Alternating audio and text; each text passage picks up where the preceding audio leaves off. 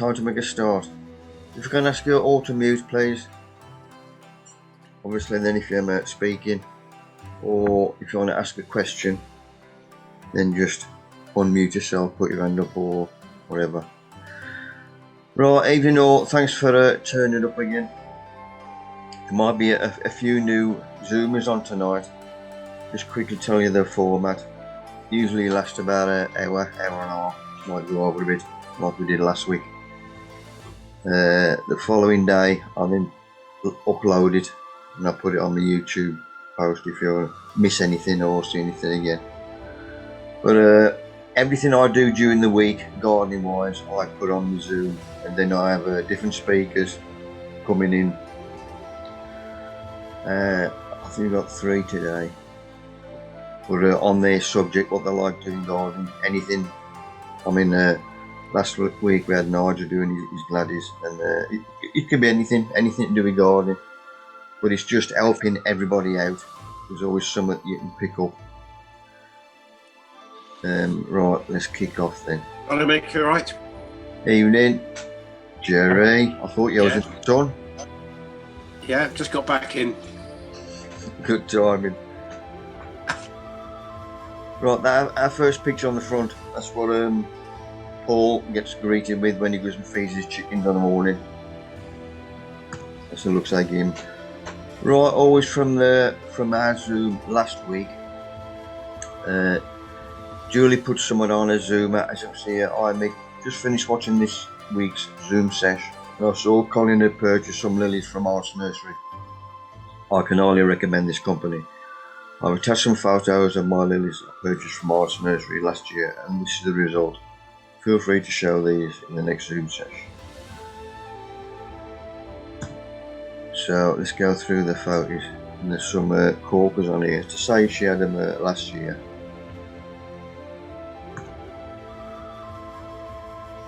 It's the lily beetle jobs, these, isn't it? Yeah. But some colours I ain't seen before, like that one. And in there you go, I like them little colours. But thank you for that, Julie. Right, last week's Zoom winner, Neil Hans. What is he getting?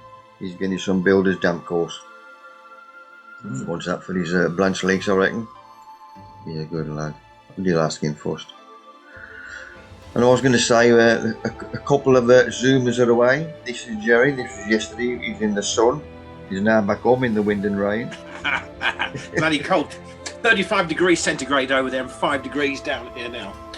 Don't rub it in, Jerry. Thank you, Mick, for that. Right, what are some of our Zoomers doing? Mark Jackson put this up.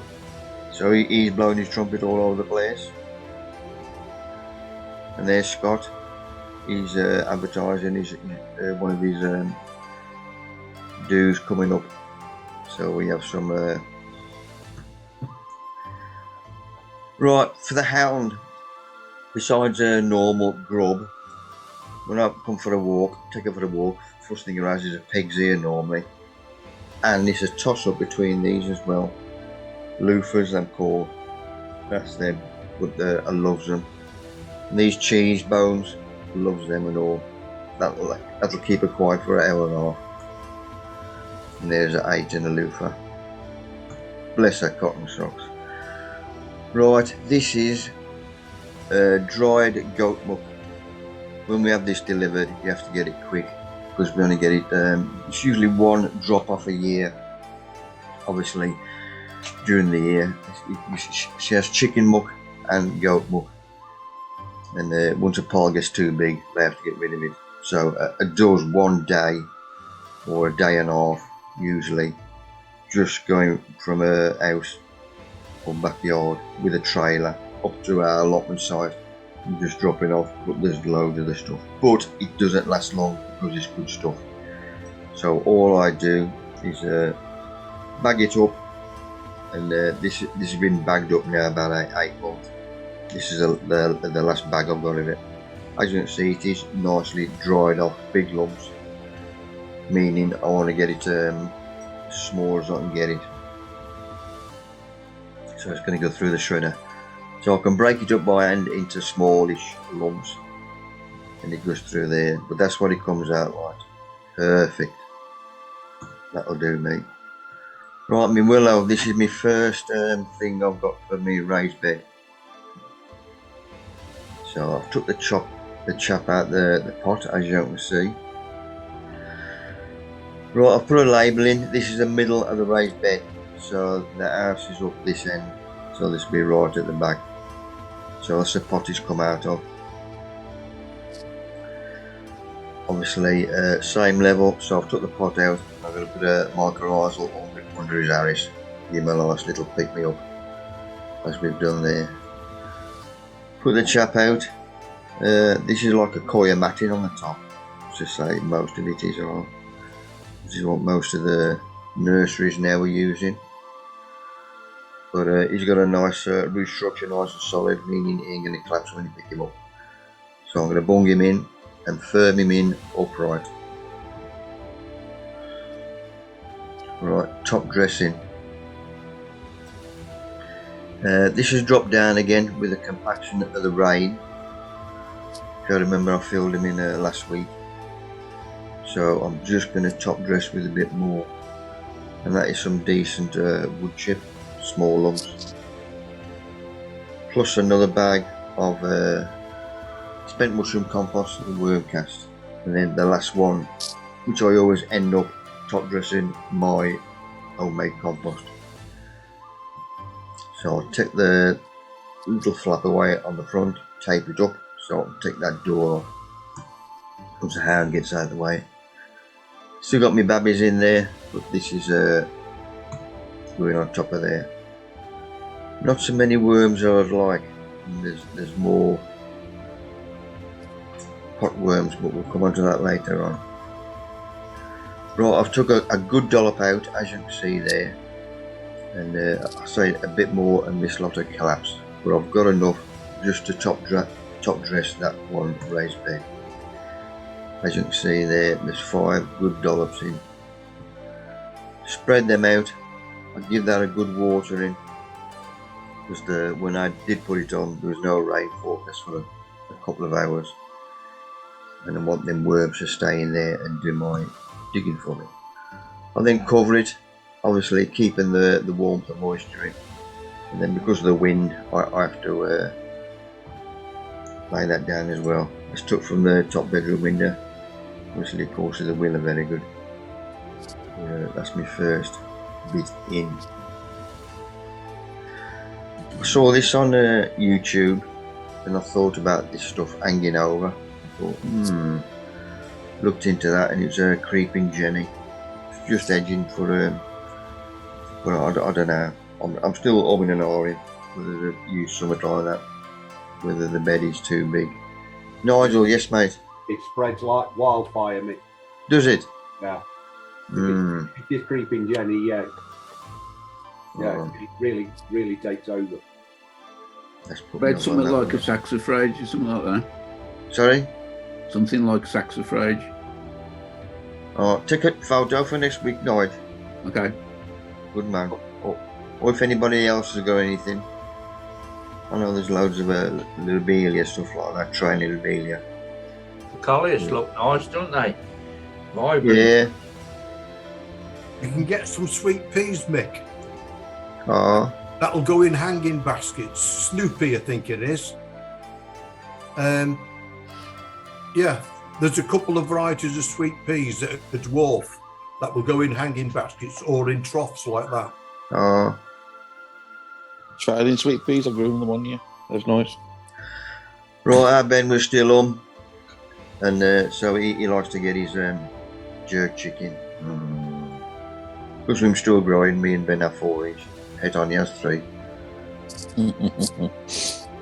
But there ain't no waste.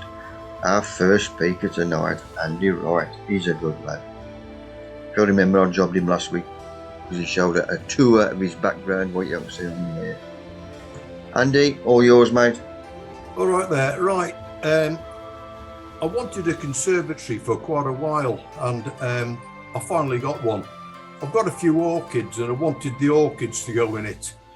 So it's been purpose built. It's got all the walls are rendered. All the electrical fittings are waterproof. Right, that display wall on there is 2.4 meters long by a meter high.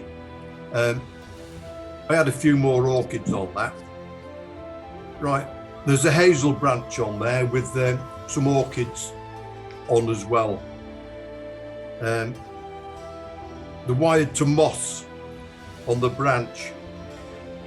The larger orchids growing at the back at either end. And that's it. And I mean, along that wall, there's 3 plant racks.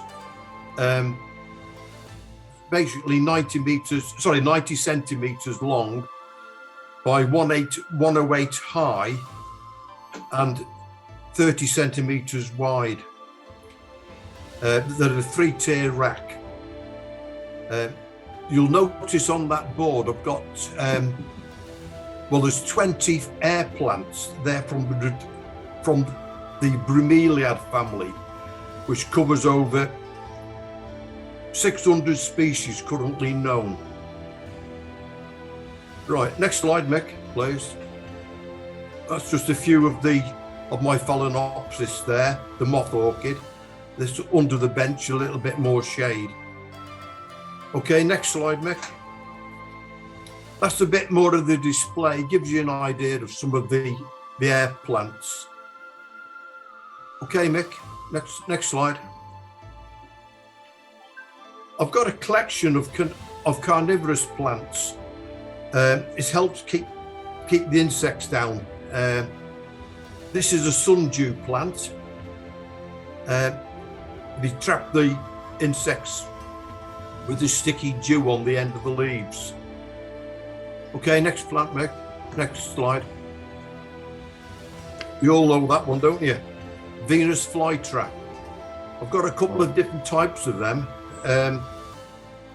That's where they trap the leaf closes and traps the insect inside. I mean, it's a great way of keeping insects down. I also have yellow sticky papers hanging from the roof. Okay, next slide, Mick. That's a picture plant. What the insect does, it goes along, climbs onto the throat of the plant and slides down inside and can't get out. These grow in nutrient poor conditions, so they need the insects to sort of give them a little bit of protein. Okay, next one, Nick, next slide. Right, it's just a shot at towards one of the ends of the conservatory, just a general view. Along that end wall, it's 11 mother-in-law's tongues, all in pots. There's a few collections of other plants, a few palm plants. That's at the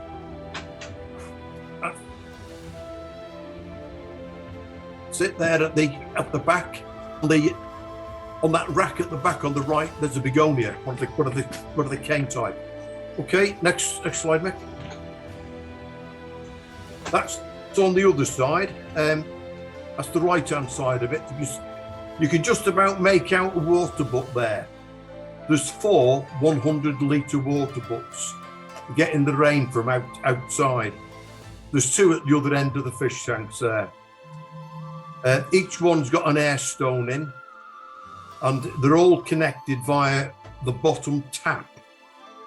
When the rainwater comes in, the water passes through a net filter and then 3 more inline filters of decreasing fineness.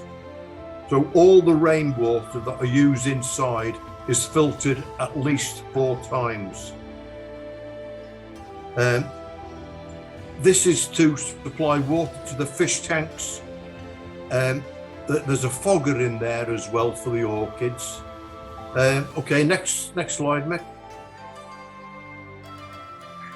I've got a hydroponic system in there as well. The missus was a bit slow at getting a chair in there to sit down. So I put a hydroponic unit in there. It goes up to 8 foot or 2 2.4 meters high.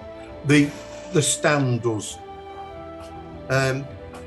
Basically, with the hydroponic unit, I've got a tank at one end and it pumps water around and nutrients, and there's 70 stations on there where I can grow all sorts of things. Right, where are we? I've got, I mentioned last time I was on that I keep Angora rabbits. Well, they have kale every night. There's cabbage, there's herbs, there's all sorts. Some of those cabbage plants on there, I keep on picking the leaves. There's as long as 70 centimeters with just picking the leaves off for the rabbits. Okay, next slide, Mick. Nick here's got a question for Andy. No, I think he answered the question. Okay, What mate. you said. Okay, before you go on to the next slide, Mick, just go back again. Yep. There's underneath there's two self-watering trays which have got some Septocarpus on. I've got a dozen Septocarpus. That's them. And they're under a grow light as well. And I've also got African violets on there. It makes the watering a lot easier having the self-watering trays.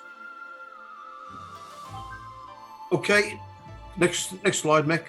That's a picture of, well, you can see the CO2 cylinder underneath one of the fish tanks. Both the fish tanks have CO2 injected into the water. It's all on the timer. It's all done via the computer in the lounge. And the same with the lights. Each tank's got 2 filters on. The tanks are 180 litres each. They're a metre long. The amount of water that I filter an hour is roughly 1,450 litres an hour with those 2 tanks. I need that because the plenty of circulation on the tanks. This is to get the plants to grow. I also inject fertilizer twice a day, micros and macro nutrients, which I make up myself from dry powders. On the left of that, you'll notice you can just about make out underneath the water butt an inline filter dropping down, and then 2 inline after that.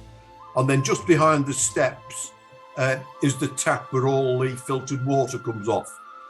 The one where you are now, Mick, with that little 6mm pipe coming off, that one is for the fogger. Okay, next slide, please, Mick. That's a picture of the 2 tanks. So that's over 2 meters in length because there's a gap in between. Now, the tanks, you can see the temperature on the tanks, 26 degrees, 26.6. So what I do, I put on top of the tanks, I will germinate seed. I'll put anything on there that wants a bit more warmth. I've got a banana plant on the top of that. Okay, next slide, Mick. That's the fertilizer injector. As I say, it pumps in twice a day automatically. The reservoirs underneath, I keep an eye on them, keep them topped up, which I make myself. Right. Okay, next slide, Mick. Each tank has got a top-up water valve, so if you get any humidity, any water loss on there, it will top up automatically from the water butts. Okay, next slide, Mick. That's at the top of the grow light that I've got. That just does the Septocarpus and African violets. Okay, Mick, next one. That's the that's the Septocarpus there. Yeah, pretty much the same as before with the matting on to make it watering a bit easier. but it does mean that when you come to fertiliser, it makes it that little bit harder. Okay, next slide, Mick. That's some of the cabbages that you can see there. You can see herbs hanging down, oregano, that is. Yeah, okay, next slide. Right, that's a hydropod. I use that, it's a 20 station hydropod. I use that for doing cuttings. It works. There's a heater in there, and there's half a dozen spray heads in there, and it creates a mist.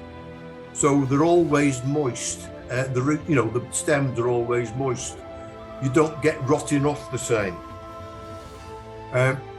You'll notice in there on the left-hand side, there's 2 pineapple plants. They've been grown from pineapples which we've eaten, just the tops. Okay, next slide, Mick. That's the pineapple plant on top of the stems, on top of the steps there. You'll notice the prayer plants behind, various other things. Okay, next slide, Mick. Right, that's the point where the fertilizer is injected into the tanks. The micros and macros. The pipe in the middle, I use that for draining the tanks. Now that goes down about 2/3 of the way, so you get 1/3 of the way. What I do, I turn a valve on each tank, which goes to a separate drain I've got a drain built into the conservatory. The water goes down the drain. After 2.5 hours, through that 6mm pipe, I will get rid of about half the tank of water. So far, I haven't let it get beyond that. I tell the and Google to set me alarm for 2.5 hours, and if I forget, because it'll only go down so far, then it will break the siphon, so I can't physically empty the tanks, both the tanks. Okay, next slide. On top of the tank, that's some of my, well, you can see it. Yeah, it's they've come on an awful lot since then, and I took those photographs. That was last Monday morning. All these photographs that you see on there tonight were taken last Monday morning. I've got shoots now about 1 inch or so high on most of those plants there. Okay, next slide, Mick. That's the heater. There's 3 heat settings on there, 3 different levels of heat setting, and also you can alter the temperature. You can set it for just blowing air all the time. We set it to blow air and heat. When the heat is up to the required temperature, the thermostat will shut the heater off, but it will still blow. Okay, next slide, Mick. That's a picture of the dehumidifier.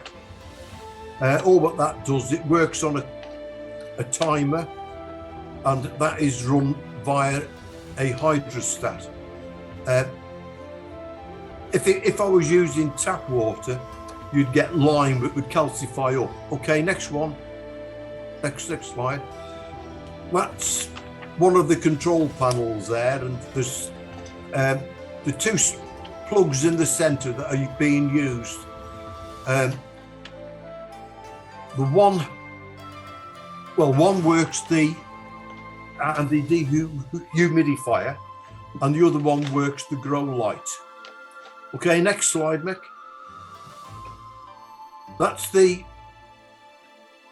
one that works the hydrometer, the moisture content in the air. I can set that. Okay, next slide, Mick.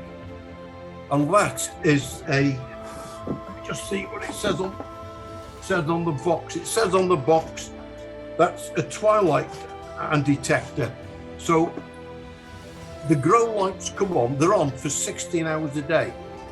If there's sufficient light, with it being, with the sunlight, that will turn it off. If it goes behind a cloud or it starts to rain, gets dark in the day, that will let the lights come back on again. If you put your hand over that little sensor at the top left-hand corner, the lights will come on. That's it. But it's set for 16 hours a day. Okay, next picture, Mick. Nick, got your hand up, mate? I got a quick picture on that piece of kit. You say it puts the lights on and off. How can you adjust the light level? As in, Yeah, you can. Does it know what strength the light is, how many lumens or whatever?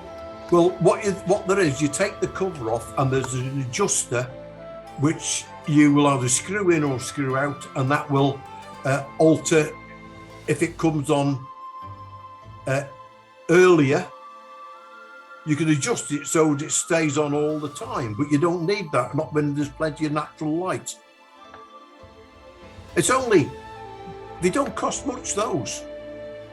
And that's you get them in tool station and screw fix. I just sent off via Amazon. I've got the box here. It's I don't know if you can see that, can you? No. It's only a little box. About £10, if that. You got them in screw fixing tool station, Nick? Yeah, okay. I was just wondering. I was just thinking about because I run my lights in the day, and if if the sun level's up fairly decent, the lights don't need to be on. But obviously, I'm not sure if it can do that as such. I'm a firm believer in making life easy for yourself. I mean, hence the smart switches. I can turn those on off my phone if I want to, or just shout out to Google to turn the lights on, and they will. Or the fogger. But the fogger won't go on if the humidity is too high. Cool, so thank you. Everything's controlled. I mean, with the fish tanks, I can set it to drain, I can set it to fill up. They fill up by those stopcocks on each tank. Okay, next picture, Mick. That's just looking at a general view of the conservatory. There's no room to sit. Underneath that is 8 foot high, 2.4 meters high. Best part of 1 meter wide. I had a couple of hydroponic units under there, so I could have 10 plants in. Keeps you busy, Andy. Sorry? Keeps you busy. Well, I'm retired. I've got to do something. You'll notice at the bottom there's the proverbial. Oh dear, what did he call it there? The mixed favourite that he's always growing. Yeah. Anyway, I mean, next slide. That's just the other side, looking at the fish tanks. There's 3 types of Tradescanthia in there as well. You'll notice that on the top at the back there's ferns in pots. They're Dixonia antarctica, they're the tree ferns. I've got 7 of those on the top. They're starting to grow a little bit. And the Spanish moss, just to the left of the picture, you'll notice the yellow sticker up the top there for catching flies as well. Yeah. Okay, next one. That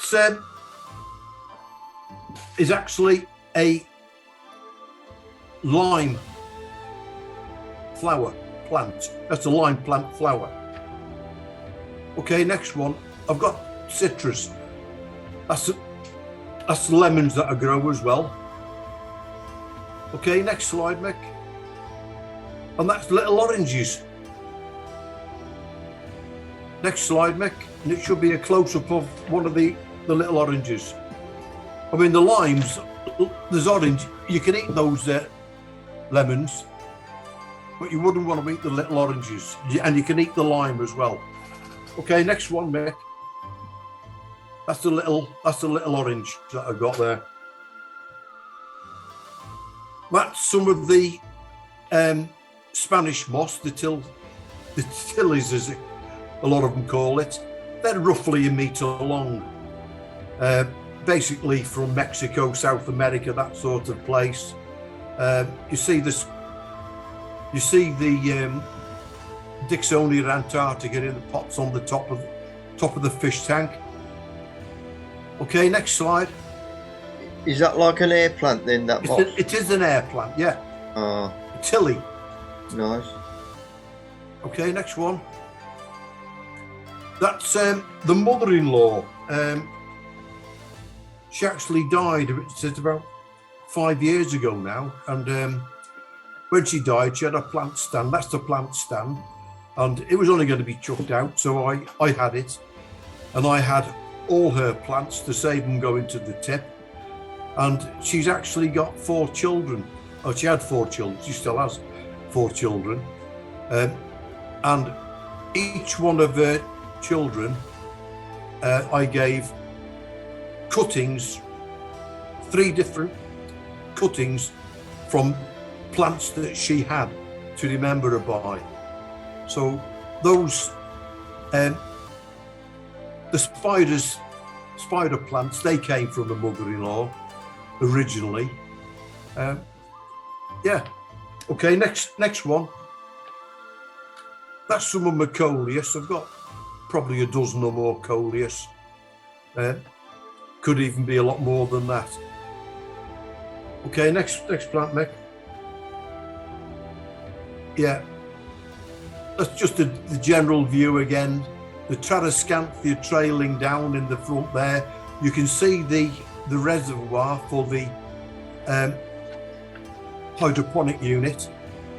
I've actually taken the top lot off, so it's only going at half pace because I'm cleaning the top bit. You can see the brackets where I removed it, put the brackets back, and what it would do, it would just go up there. The pipe would feed the whole lot all in one go. Doesn't require much work. It's the avocado plant that you can see in the foreground on the left hand side. We've all got them, haven't we? the avocados. That's it, the left hand side. Yeah. Okay, next slide, Mick. That gives you a better idea of that's one of the it's an orchid on the left, the Phalaenopsis, a miniature Phalaenopsis, and it's growing on hazel, which is attached to there with a bit of wire wrapped around it with moss underneath. The other 2 plants you can see on the middle and the right, they are air plants, stillies, commonly called. Okay, next one, Mick. That's some of them. There's 20 of those on there, on that panel, on that display board that I put up there. All that I do with them, I give them a spray every so often when I'm doing the orchids and other things. But once a week, when I'm doing the fish tanks, I get all of those air plants off and bung them in the fish tank for 15 minutes. Take them out after 15 minutes, there's a timer, and I shake them off and then just put them back. Okay, next slide, Mick. They take lots of different forms. In fact, you'll see some of these, you might see some of these upside down, the other way up, with a shell on the top, looking like octopus, or other things. You can stick them any angle, they'll grow anywhere. You can stick them on with glue, but all I do, get a bit of wire, make a little circle and just stick them on there. They're easy to take off. Okay, next one. That's another tilly, another air plant. All sorts of different shapes and sizes. Okay, next one. Yeah, that's the slipper orchids you can see there. 3 of them. They're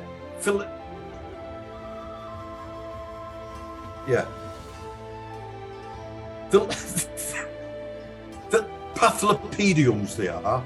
I'm a member of the Pathlopedium Society. They have a Zoom meeting the first Wednesday of the month. Those are the type of, they are Pathlopediums. I like growing them. I've probably got about 40 orchids in there in all. I mean, this is the last slide. It gives you an insight on some of the things that I do, that I've been doing. We saw last time a quick tour of the garden, different things. This is inside. As I'm retired now, and I get things mechanised if I can. You know, with the fogger, with the lights. I enjoy playing about all the things. I mean, the fish tanks, the lights, the CO2, whatever, the backlights are all controlled via my computer that I'm sitting at now. So I can control that from in here. The downside to that is when they do a time change, when the clocks change at the end of next month and the end of October, I've physically got to alter each clock on that system. So twice a year I've got to reset everything. Whereas if it's a smart plug, it does it automatically. And you can do it, and you've got access from the phone. So if you want, you know, I can turn the lights off in the conservatory now, just by telling and Google to turn them off, and it will. But if I can't be bothered doing that, I just look at my phone and push a button on the phone and they turn off. Okay, any questions on that? Oh, you can see the temperature in there. That was taken on Monday. Now, when it was built, all the walls are rendered. There's all electric. There's 4 sockets in there, all weatherproof sockets. Yeah, and there's a drain, and the whole floor slopes, so as you can get it as wet as you like. And the drain is what you get in a wet room, so it looks neat as well. It's not like an outside drain. It looks neat as well. Yeah. Any questions, folks? Good setup, Andy. Jacko, got your hand up, mate? I need to quickly ask, how's your electricity bill going to go this year? I can't hear you, sorry. Sorry, how's your electricity bill going to go this year? It's very good. It's the electric bill's fine. I mean, in there's climate controlled glass. So in the winter, the heater very rarely comes on. It doesn't drop below 15 degrees in there in the winter, and in the summer, it's cooler in the conservatory in the summer than what it is outside. But it's all because of climate. It's all climate controlled glass. I'm looking into playing about again. Don't tell the wife. Drilling a couple of holes in the wall at the top, above that side there, right at the top of the conservatory, and having an extract fan, and a fan that will then draw air in from outside. But it's all going to be ducted, of course, so as you've got control over it. Okay. Nigel, got a question, mate? Yeah, have you got any backup against power cuts and stuff, Andy? In a word, no. We don't get power cuts here very often. There's ever since I moved to, I've lived around Chester all my life. Where we are, we're not that far from the Countess of Chester Hospital. I know they've got the backup, but we very rarely get a power cut. Very rarely get a power cut.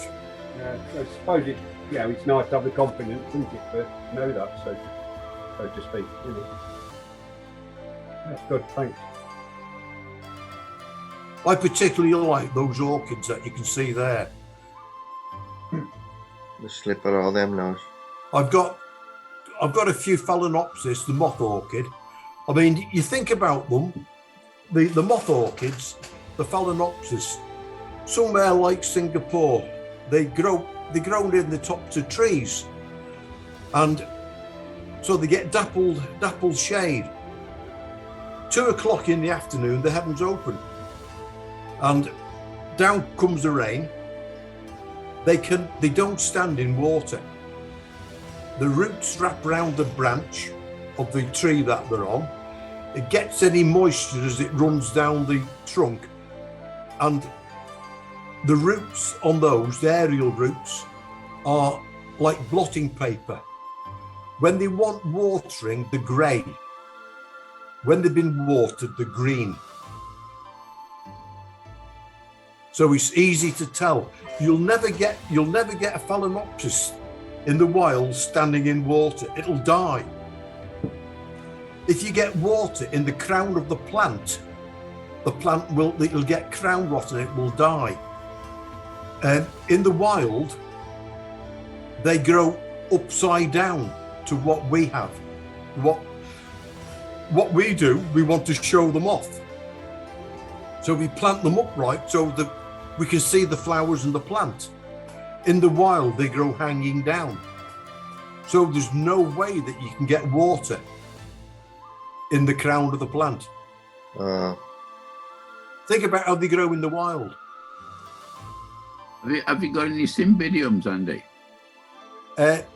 Yes. They go out in the summer.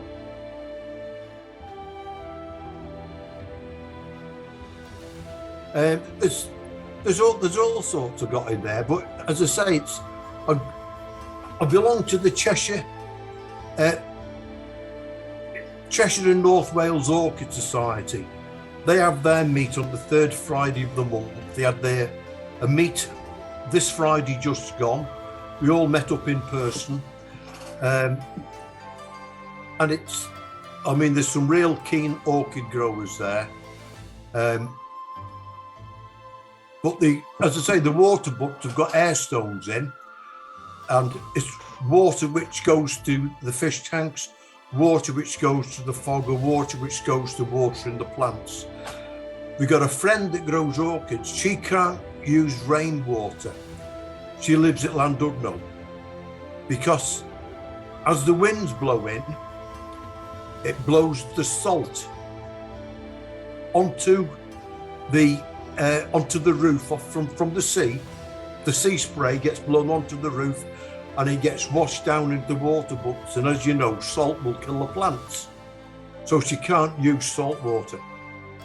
Can't use the rainwater because it's contaminated. All that water in there for the conservatory comes off the glass roof. So it's pure water, and then it's filtered at least 4 times before it's used. Brilliant, Andy. Yeah, okay, that's it. I was just going to say, for tap water, I did the Institute of Baths and Recreation Management course for my sins, and there's at least 40 different chemicals in ordinary tap water. You can drink it, but you can't swim in it until it's been filtered, because if you hold it up in a glass, you can see through it. You put tap water in a swimming pool, you can't see the bottom of the swimming pool with all the suspended solids in. And the fish tanks are only a swimming pool. Basically, you got the same filtration system. Anyway, that's it. Oh. Boston, cheers, Andy. Cheers, Mick. Thank you, sir.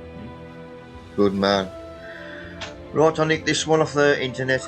I think it was Mexico, basically. It's a bloody great split. Right the way down with this top of a mountain or whatever. But I've tried to get the depth of this and it goes too far. They can't measure it. That's got to be weird, isn't it? But there must have been a few fatalities, especially at night, with small animals, you know, legging it up across there. Bloody no. Don't get many of them round Collie. Imagine coming back from the pub that way. I know. We've got potholes in the road, but we don't know none of that. Right. Let's get me little chap. Here we go.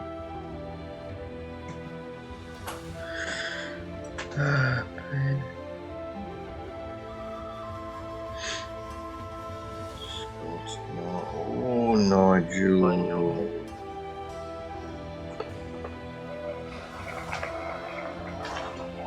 Well done, Nigel. Right.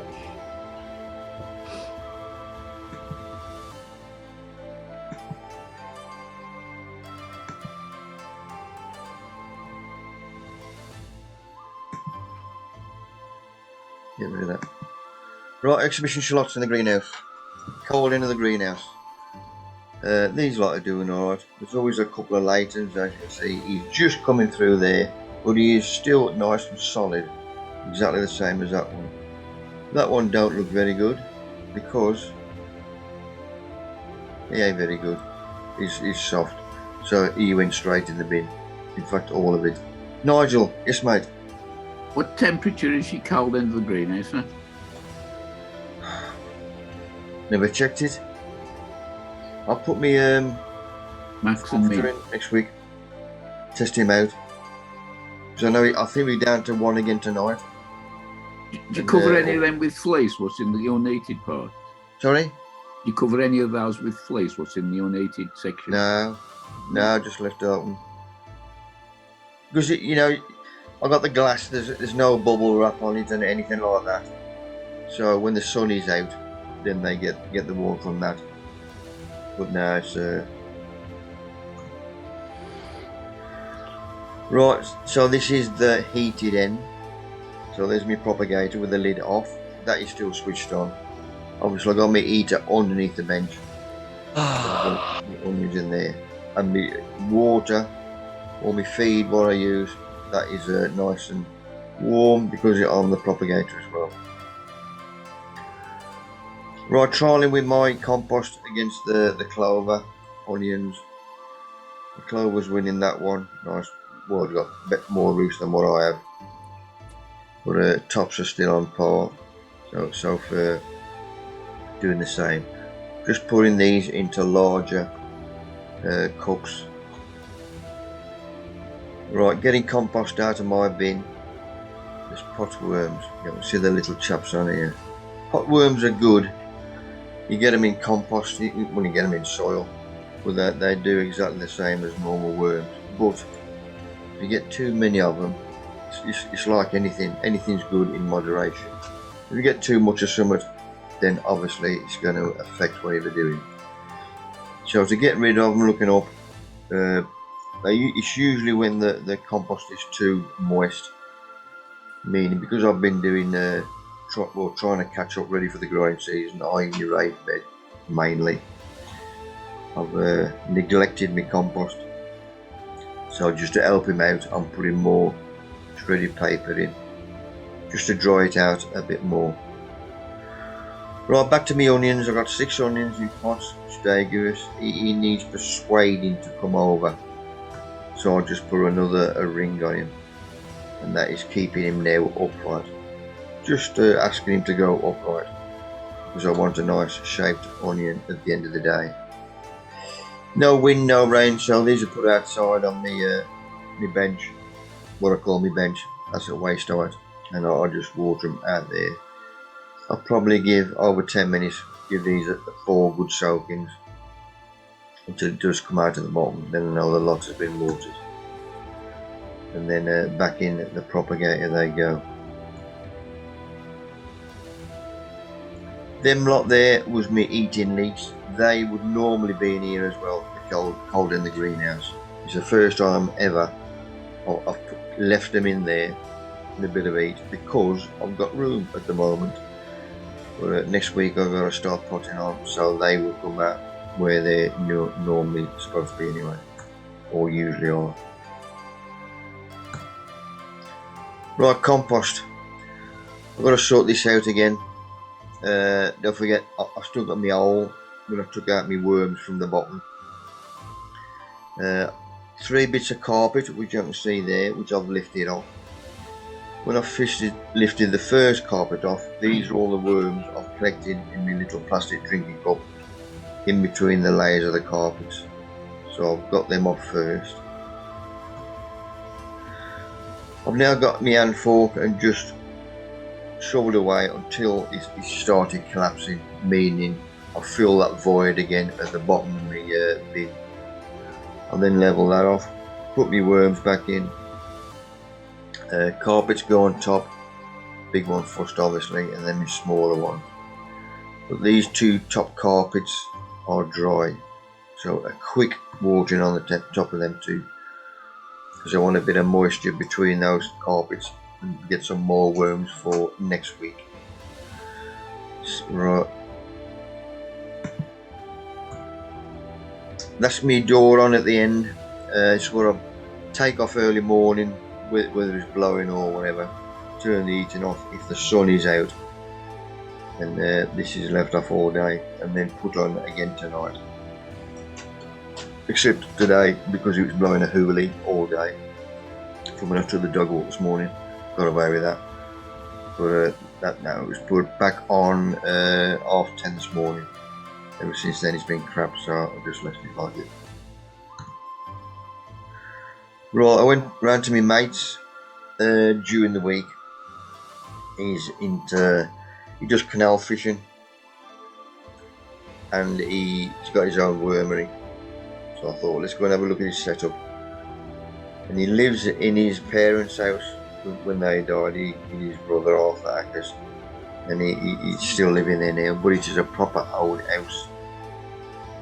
And this has been left in, as you can see.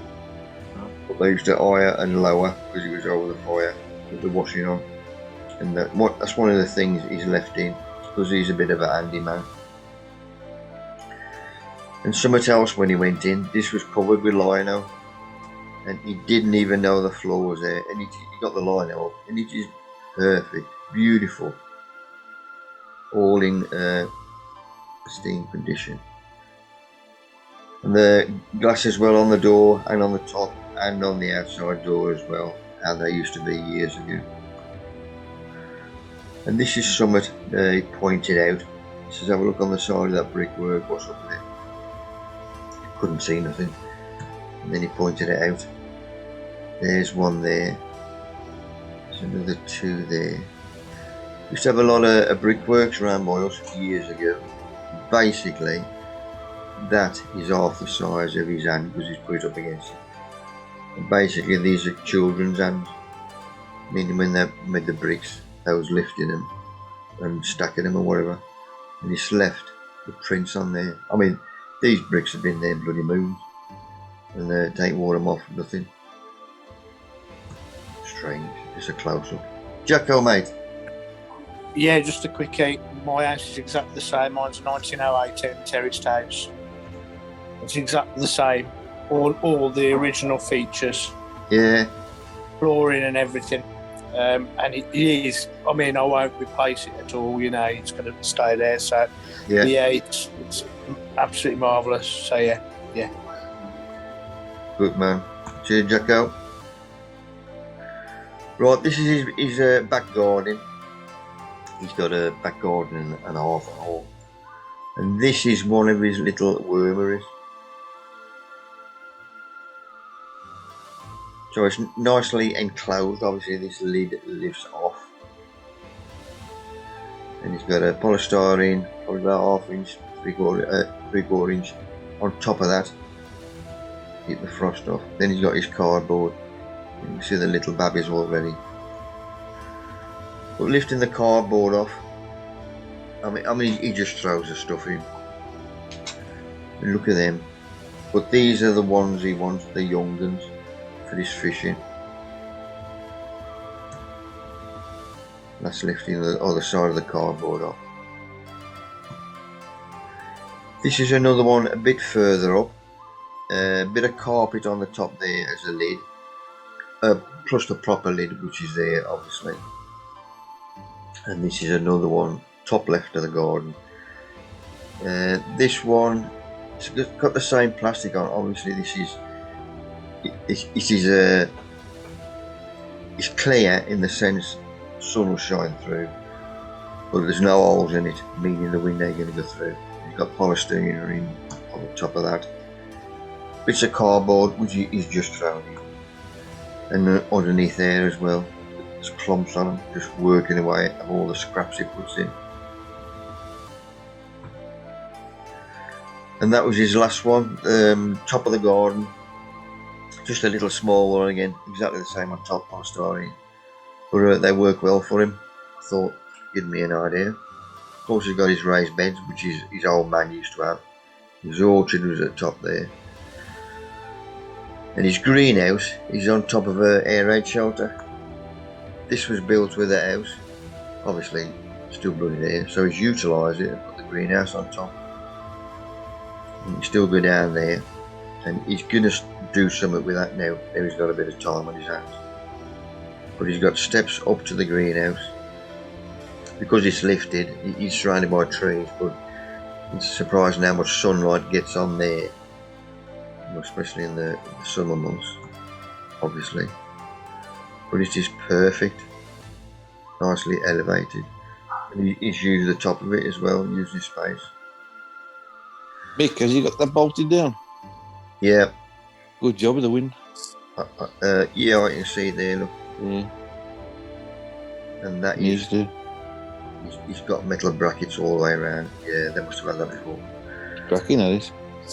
This one should have been on the end of his compost. He's just putting his own little powder in. This is when me and Dave had nose around a worm farm near Chesterfield.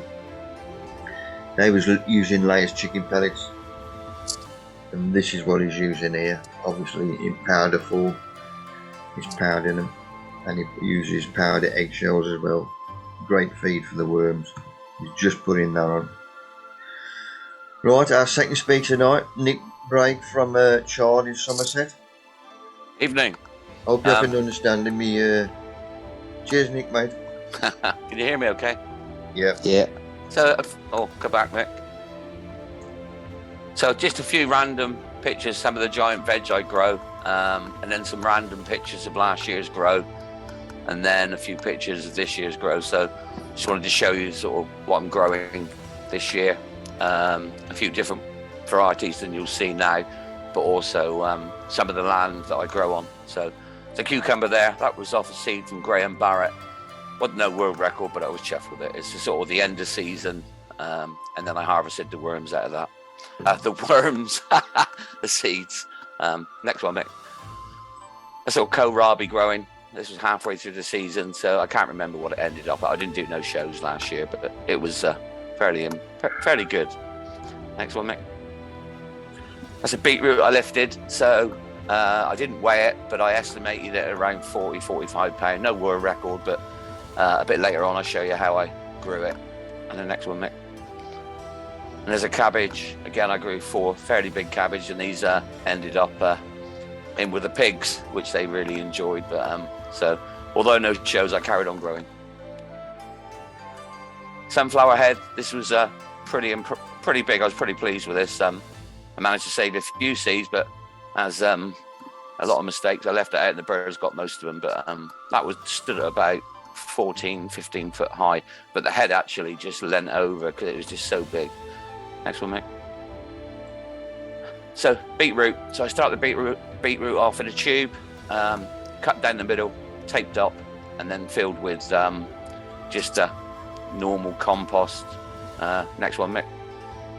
And you'll see I've got a bottom of an air pot, and you'll see the roots. About 3 or 4 weeks time, the roots are hanging out the bottom. And again, Mick. And then you'll see a root system on the beetroot, and then you dig a big hole. You take the bottom plate off. Oh, sorry. You take the bottom plates off and bury it in the soil with some not too strong compost for the beetroot. But the pictures before, you'll see how big it sort of gets. And Mick, I just wanted to talk about this variety. It's just one picture I was looking at before I sent it to Mick, and I thought, yeah, good variety. So this is Akron. It produces, so I grow this in a polytunnel. It probably produces 6-7 trusses, and it's heavy yielding, good tasting tomatoes. So if you're interested in just eating tomatoes, these are good. What were they called again, Nick, please? Akron, Akron. Very prolific. They won the RHS, I think, in 6 years ago. Top variety. What irrigation system you got on there, Nick? I'm just using a quad grow on that one. Most of my tomatoes get grown in the soil in the polytunnel, but I've got 4 or 5 quad grows that I make use of as well. And I just use water, and I also use a bit of maxi crop. That's about it, really.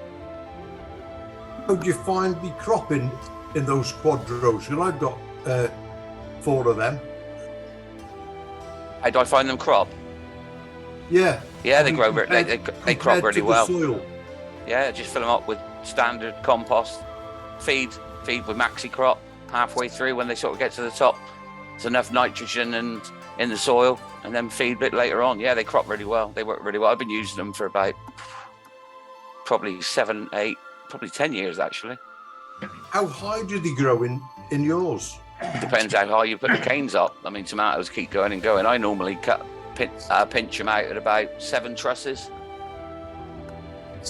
Right, I had tomatoes last season that were probably 10 foot high. I was having to get on top of steps to get at them.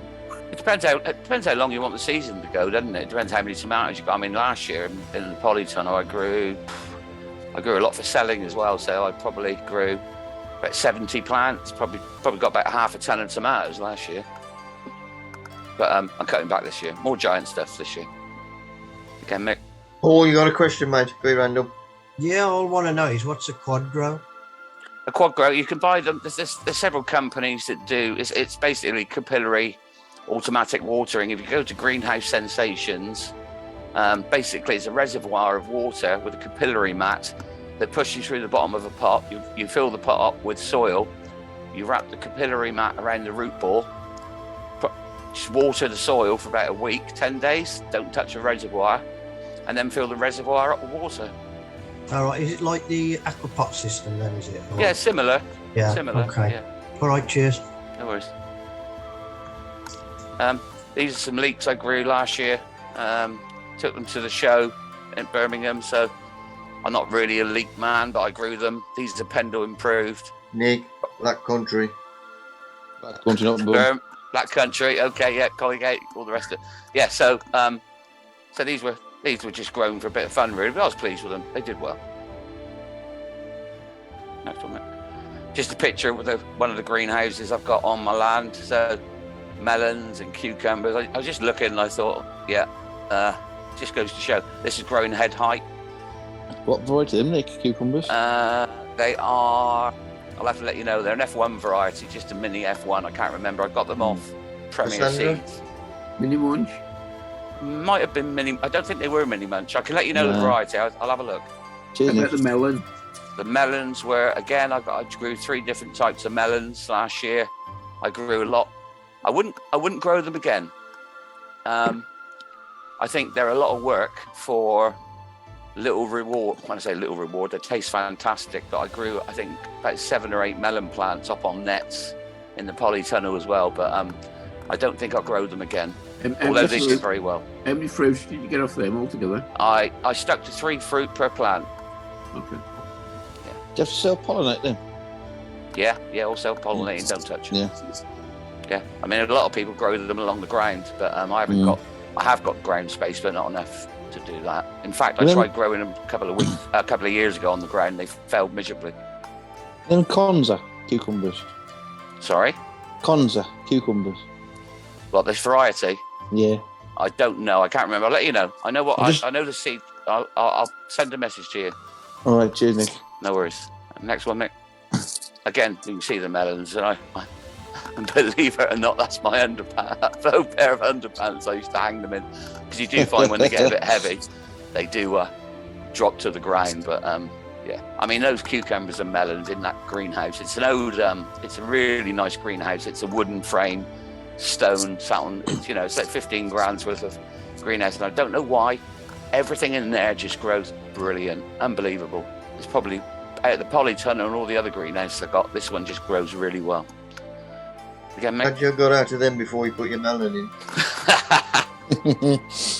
So a little bit about about the Polytunnel. So this is 18 feet by 30. I just thought I'd put it up. It's about 4 years ago, I think, or 3 or 4 years ago, I put this one up. Quite a lot of work, and as you can see, some of the area I'm growing on is on a slant, so there was quite a lot of work to do with leveling it out. It took about a month to complete everything, and a lot of sweat. Are you running the commercial project then, Nick, with all this growing? Do you sell? No. Just a hobby. Oh right, blimey. Yeah, I've got a full-time job. Yeah. Yeah. Next one, Nick. Market Mr. Amazon. So that was before. So that was after I leveled it out. So you can see, if you look at the back of the picture, you can see the pathway because it's on a slope. So there's quite a lot of work to level it out before the actual Polytunnel. There's a field behind me. There's 7 acres behind me. A field there as well, which I'm not using at the moment, but I can use it if I need to, but time again. Next one, Nick.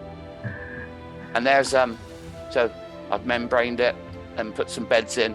Although the beds look like they're single level, I think Mick picked up on this because the angle of the ground is actually, if you look at the right-hand bed at the far right, it's actually so all I used was decking board. It's actually 2 deep, and then I filled that up with spent compost,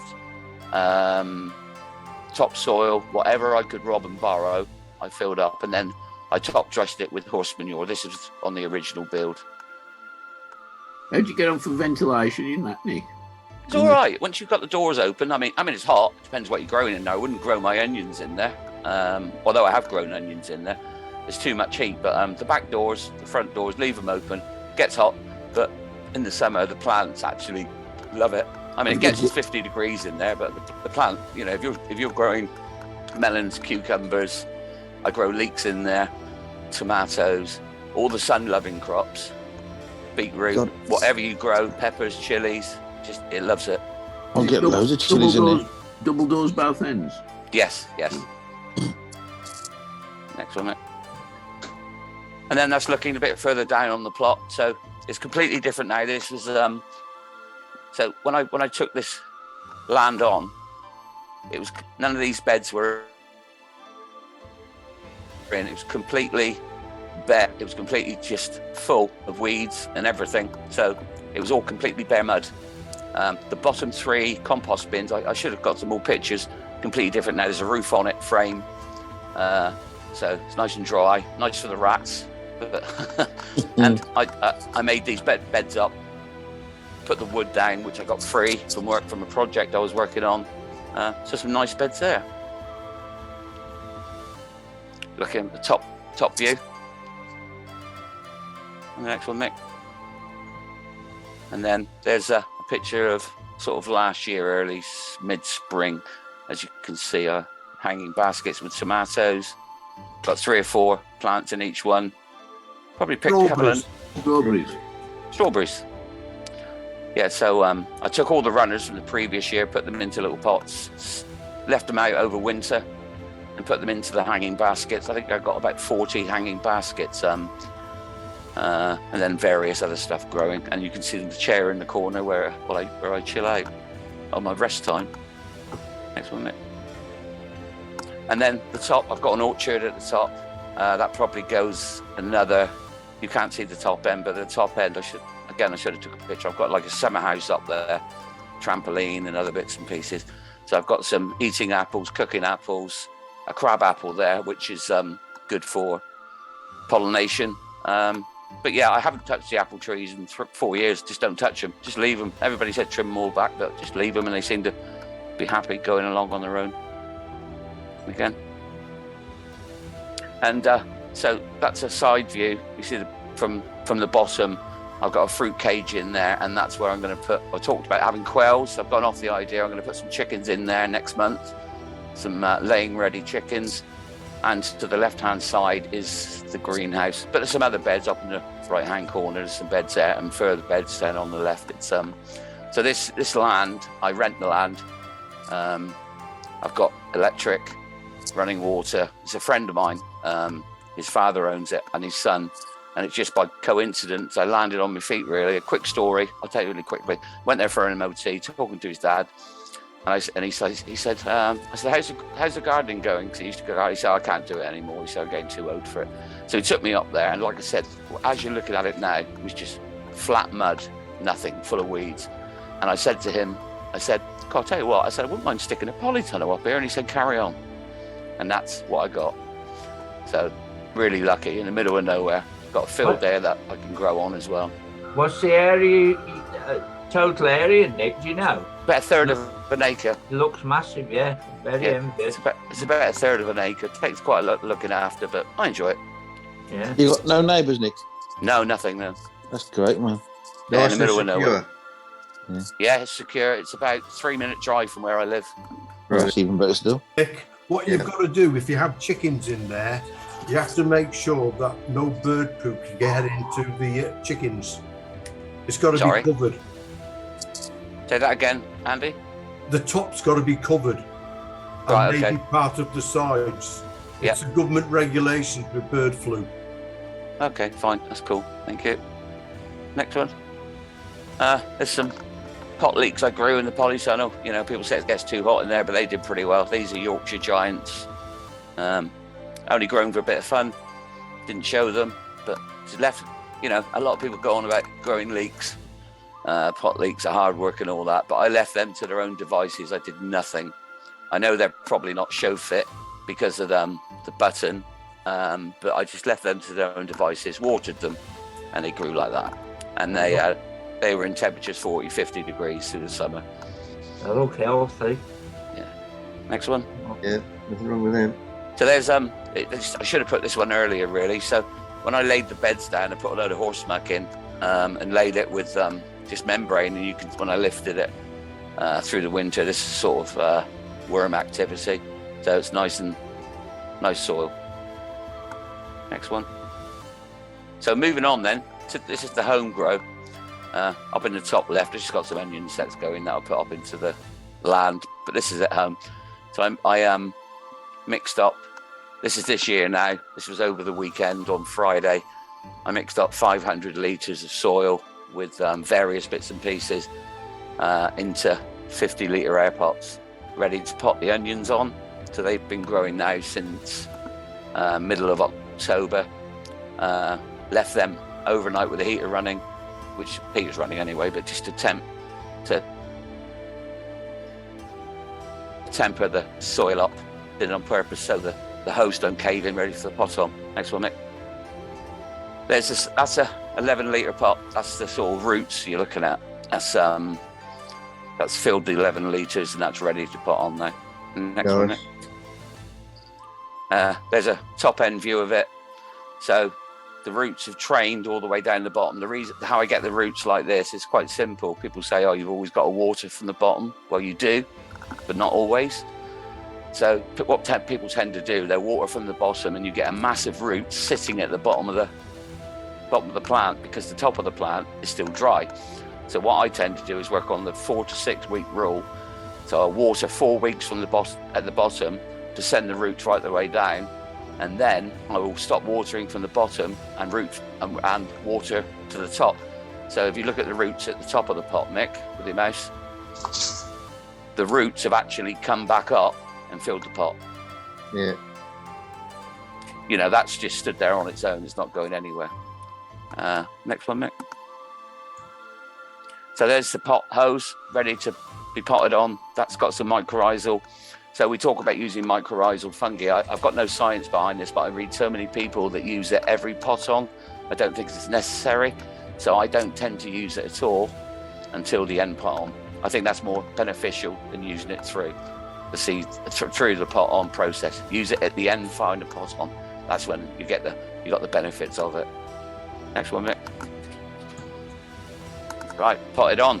So that's 10. They're in 50-litre air pots, and above it, 50-litre air pots, and they'll stay in those pots now right the way through to hopefully whenever they finish. Which to these 10 here, I've got 20 that I'm growing. These 10 here are a bit more advanced than the other ones, and we'll just see how the spring weather goes and the heat. They're sat on. They're not sat on any heating. Just sat on like insulation boards with a heater running underneath. Sorry, not underneath that. There's a heater in the greenhouse, and that tends to warm it up fairly well and keep the bottoms warm. Next one, and there's a picture with the lights on. So lights are on 12 hours a day, 7:30 in the morning till 7:30 at night. There's about 900 watts of raw power there, about 50,000 lumens, although some of it's a bit wasted in the air. When they were in the grow tent, it wasn't wasted, but it's very difficult to create an enclosure. And I just used some Kingspan insulation around the outside to keep it warm. The only thing that needs to happen with these now is the rings need to be taken off, bigger rings, bigger canes, to let the plants open up so they can grow better. But any fans in there, Nick? Any fans? Yeah. If you look at the top right below, by the Kingspan at the door, Nick, keep going down there, down. There's a fan there. Oh, I can see, yeah. And there's a fan the other side blowing opposite each other. They're just a pro breeze flat fans, and that runs along the bulbs. Big onions like this, if you get a lot of moisture or humidity, they tend to get. If you get any problems with the skins at the bottom, you can pick up mold and botrytis, and so I always think to myself, out of those 20 I grow, I'll probably end up chucking 5 of them. That's what the average tells me, that I'll lose 5 of those through the season, either through botrytis, going to seed, or going double. But it depends on the weather, to be fair. Next one, Mick. Is that a reflected screen there? No, it's not, Mick. That's just purely for insulation. The screen behind it, actually, behind the lights, that's reflective material. The big white sheeting, so I've selected the best onions and put them there. But it's really difficult once you get the onions in there. There's a lot of faffing about. I mean, that's only a 14x8 greenhouse, so there's a lot of faffing about to move them in, move them out. So, but they won't all stay there. 5 of those will go down, go to the other side, and then 5 further up and 5 the other way. And then come May, end of May, early June, where you see the bubble wrap. The bubble wrap will stay on the bottom, the roof bubble wrap will be removed, and the glass will be taken out and netting put up. How do you lift them and move them out? Because they look enormous and there's no handles or anything like With that, Colin? Hey? With these? Just, oh, goodness me. Yeah. Just with myself. Yeah, they're quite heavy. What sort of lights are they, Nick? They're so these are full spectrum LEDs, 300 watts each. So in real terms, so a lot of people think about okay, there's another subject to talk about lights. A lot of people see these adverts on Amazon, blah blah blah blah blah, 1,000 watts and all this. They're not. They really are not. You'll be for a 1,000 watt light, you'll be looking at £700-800. So these are 300 watt pure, full spectrum. Yeah. They're in terms of, I don't know if anybody uses them like a T5. Yeah, right. A T5, say call that 300 watt T5. These will be 600 watts for each one. Quite expensive to run, but they do the job. When you say LED, is it like the odd red bulb in that here and dotted here and there? Yeah, it's got all the spectrum, so they got white, blue, and red light, all of them. So it's right the way through the whole vegetative stage, right the way from germination, right the way through to flowering, or whatever. They're purposely built for the cannabis market, not for us growers. Next one, Nick. And some stock onions from last year. These will be put out to seed. These aren't big ones. These were about 12 and a half, 11 and a half, and 12, I think, and a couple of quality onions as well there. So they're not really big stock. Yes, they are, Nick. They are to us, these normal people. Okay. Next one. And then, so this was the year before last. Last year I didn't, when I say I didn't grow, I did, but I didn't put a lot of effort into it. But this was in 2020. That was 15.5 and 14.5 off my stock. And the ones I'm growing now are the seed and pips off these onions here. So they're 2 years, it's biannual, it takes 2 years to get the seed and pip. So no shows, right bang in the middle of COVID. But this year I've put a lot of effort, put my heart into it this year, and hoping for something a bit special. But we'll Are see. you doing Harrogate or Malvern? I'm doing Harrogate, Malvern as well. Yeah, and I'm growing some other stuff. I've got some big tomatoes, 9.5 pound tomatoes, and all sorts. I'm going to give it a go. So less of the lots of tomatoes and that, and lots of cucumbers. Less stuff, bigger stuff, and concentrate on that. And the final one. So that was in 2018 when I won Harrogate. That was £17, I think 17.1 or 17.3. And when I lifted, it was £18.4. So that's my aim. I've kept going every year, and hopefully we can do something this year. But you can only go with what you got and the weather you've got. Yeah. What's the record at the minute, Nick? Do you know? Yeah, it's £18.11. Who's got that? It's a chap called Danny Glover. Oh, right. Dan Glover. He's from Newark, but his was £18.9 or 11. That was in 2014. He grew that. It's a bit like me, really, growing one £18.4. Never done it again.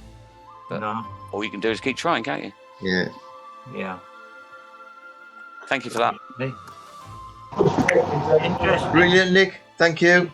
Thank you. Austin. Thank you. Very good. Jacko, you got your hand up, mate? Got a question for you? How was the battered onion rings?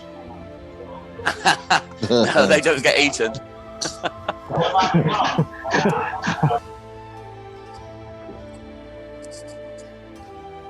Cheers, Nick, mate. Thank you.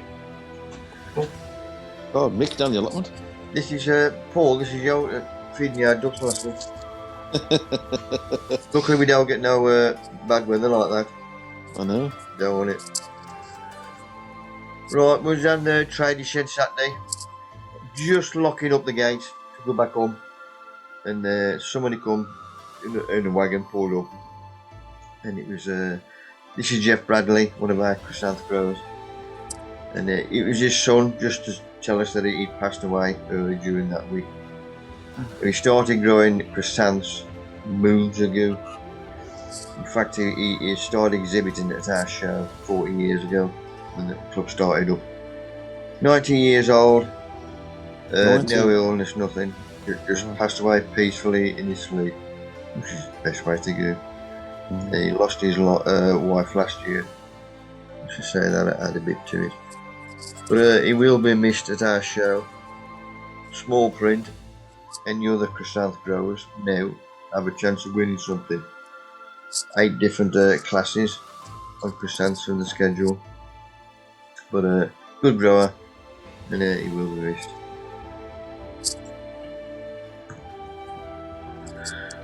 Right, I had this in my garage for a while. I did offer it someone, but luckily they don't want it. So I've got it out again, obviously full of gum. So I've got to clean the chap, sterilise it. And me sterilising now, I'll just get them all out. Wipe all the cobwebs off with a small hand brush or whatever, and then I get boiling water. And I use a small brush and boiling water everywhere and wipe that over. Windless day, so obviously these lot have been done, so I'll let them dry naturally. That's me when I've done the lot, but when I start up, it'll just be that one tray I'm using first of all. Them lot will be put in storage or something. So I'll probably start these next week. Right, side of the garden, I had to replace my wire. This is from the winds about a couple of months ago. it was just about to make that wire out. I've replaced that, stapled it to the timber there, and on the next one there, that holds it up. Instead of having just one length of wire, I've now got it stapled in different places, so hopefully it'll take the weight of this little chap here and other things. This was from Keith Iron, one of my climbers, evergreen, as shown. Just about there he is, that looks a bit better. So I've tied him up loosely with a bit of horticultural string. Hopefully I can get away with that now. Another little job done. Day before Ben went back down to London, one of his favourite meals is corn dog. So we did that for him. Grated cheese, grated corned beef with a chopped onion and a mashed tater. Mix it all together, slow cook in the oven, covered in baked beans obviously, and then little red cabbage and beetroot. Beautiful. Right, back on the compost bin. Got to job these pot worms even more. Just about nick. They have declined slightly this last few days before I put my extra wassets in. But this is what I put that in last week, and the eggshells. The bottom ones were powder form. That lot was mixed in, and another one which I haven't been putting in. This is why I've been neglecting, because moving my bin from the allotment up to the back garden. One of my ingredients I was missing was wood burner ash, and this keeps the population of the pot worms at a decent level, which is why I've had no problem with them before. Mate, do you want some? I'll get you some. The wood ain't been treated with nothing, has it? No, it's all brought and properly used. Oh. You've had it off me before, so I mean... Yeah, get us $1 break. Okay, boss. Store it up. Cheers, man. So this lot is bunged in, and then it is forked in, obviously mixed in. So a couple of days time, I'm going down again, take a photo. There's a first carpet going back in. If we look closely on the top of there, you can see the pot worms, boards on them. So I did keep some back, and I've sprinkled on the top of that one as well.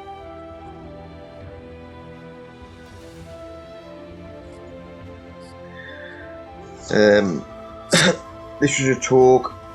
This was Thursday just gone. This was to Bulkington Ladies Club. This is in Coventry. There's quite a few of these now having the talks. The talk started at 1:30 till 3:30. In fact, I went over. So I've talked for over 2 hours. I got the bloody money's worth. There's quite a few groups doing this now, in the sense having talks on afternoon. I.e., because I'm all old ones in the gardening club, especially ladies, I'm safer because it's daylight. I feel safe. I can get back home and it's not dark and all this crap, but it works. And I've done quite a few now, but this is the first time I've been there, and they've asked me back again already, which is good. Good turnout that was. On the way back home from there, I had to pass my old alpaca farm, so I thought, well, it's windy, actually it's bloody cold, because I'm right on top of it anyway, but it was dry, so I thought I'm going to get some more stuff, because I'd run out. So I've always got my hand fork in the boot with the bag, so I legged it out, and there's that alpaca on the llama. Beautiful. Up there in the greenhouse, hide it from the hound. And the next talk, which is next this Wednesday coming, I should say. This is Brooks Garden Club in Newtown, North Wales. Open at 7. if anybody's interested, you live local to where it is, just email me or message me and I'll give you the details of everything. But it's a free entry to any non-member, anybody can go. That's my composting tool. Looking forward to that. The weather's kind. Right, my little grape, if you remember, I had him from Parks a few months back, and he was just a stick, and I complained to him, and he has now got a little bit of growth on him. So I took him down the shed yesterday and Paul had him. Yeah, he's growing a foot since already. Good luck with him, Rag. I will. Thank you very much. Right, this is my poo daily. Scott gave me. He's got that cold end of the greenhouse. He's spurting away. So, Andy, you mentioned yours tonight, and you said your spurts are a bit. Because I didn't know you had to take cuttings. I thought you just planted the whole thing. They're bigger than that now, Mick. Yeah. But if you can take a few photos when you do take cuttings or whatever, so I can follow, and other people who ain't got a bloody clue. I usually take a few cuttings, Mick. You don't have to, but you just get more plants. That's all. Yeah. I mean, basically, all I want is one at either end of the raised bed. Yeah. So could I cut him straight down the middle? Mick, and your best bet is you could probably take cuttings. You might get 10 from that one tuber. Yeah. 10 cuttings from that one tuber, and then what a lot of them do is get rid of the tuber, just plant out the new plants. I wouldn't try cutting it because once they get detached from the main, it won't grow. Yeah, no. I'll just plant that, Mick. It'll be all right. I reckon. Please do mine, plant mine out straight out. Mick. Yes. I'm no flower man, but I have grown dahlias like this before, and I've grown them in trays with what do they call it? Water. What am I trying to say? But anyway, cut to the chase. I've taken cuttings off tubers before, left them in the tray to keep taking the cuttings, and at the end of the season, I've saved it, and it's come back to life the following year. Unless I'm missing a trick here. No, come back every year. It's a way of increasing your stock. Yeah. And then all the cuttings that you will take will produce nice fresh plants. And over the season, each new cutting, when planted out, will form a tuber itself. Yeah. So you'll be back to square one after 12 months. But not that size tuber, surely. Yeah, you can do. Yes, yeah. Oh, okay. Yeah. And what happens is, if you're showing... Go on, Nigel. I said you'll get a tuber at the end of the season, that side, from growing it from seed. Oh, okay. I didn't realise that. Apologies. Yeah. I'm pretty sure, Mick, that one I sent you was a cutting from last year. So that was in a year. I've sort of potted it on through a year, and so it's a fairly newish sort of plant. Yeah. Cool. If you're going to start showing, you want one stem from the plant, which is why they take cuttings. If you plant that tuber out, you might get half a dozen stems coming from that one tuber. Yeah, you will. So you can't control it the same as what you can one stem. But a little nice in your bed, I reckon. You will. I'll take as many cuttings as I can then. I've had one in my garden now 3 years, and it's come back every year. I dug it up. No, I ain't touched it. That will keep on throwing cuttings, Mick, for quite a while. Yeah. You'll take the first flush, then they'll send another lot up. You'll take them, then they'll send another lot. Won't do that for space can go to our bring a boy. If you take them too early, the problem is you've got to keep them warm. And they don't grow as well as what some of them do later in the year, where they just grow all the way through. It's none sort of a stop on it. Yeah. If you take cuttings from them in the next couple of weeks or so, they'll have a check because they won't be able to grow to the full potential like they would if you leave another month or so. Oh, real good. Right, what was on last night? Bohemian Rhapsody. Brilliant film. I liked him anyway, and Mrs. wanted to watch it, so I said I'll watch it with you. And as Paul just said, brilliant. I watched it loads of times. Obviously, giving his life story as well, which is always interesting. But Boston film, enjoyed it. Of course, I liked him anyway. Going back to Queen. Yes. I've seen him 5 times with Freddie Mercury. Oh. And the first time I just started work, 1973. I went to see Moth Orchid at the Civic Hall in Wolverhampton. Oh. I thought this support band's good. Guess who it was? Queen. Yeah. Seriously? Yeah. Seriously? Big hell, man. Support band to Moth Orchid, and it was December 1973 or November. Yeah, my hero night, seeing Queen live. Brilliant. Cracking, man. Rosie's had her haircut. Oh, a bloody sculptor. Look at her little face. Right, have me delivery of my sacks. These are for our training sheds, obviously. Spent mushroom compost and worm cast.